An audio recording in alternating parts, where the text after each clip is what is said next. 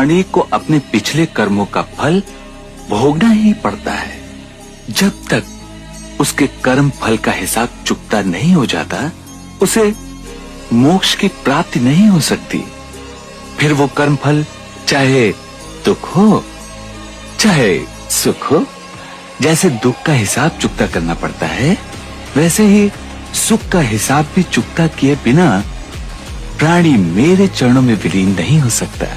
जो मुझ तक पहुंचना चाहता है, उसे पिछले कर्म फल का दुख या सुख केवल निरासक्त भाव से भोगना पड़ता है। यदि उसमें आसक्ति आ गई तो फिर नया कर्म शुरू हो जाएगा। जहाँ नया कर्म आरंभ हुआ, वहीं उसका कर्म फल रूपी भाग्य बनना शुरू हो जाता है। का मतलब है attachment, extreme attachment to the outcome. कोई भी काम अगर आप आउटकम से अटैच होकर कर रहे हैं और जब चीजें आपके हिसाब से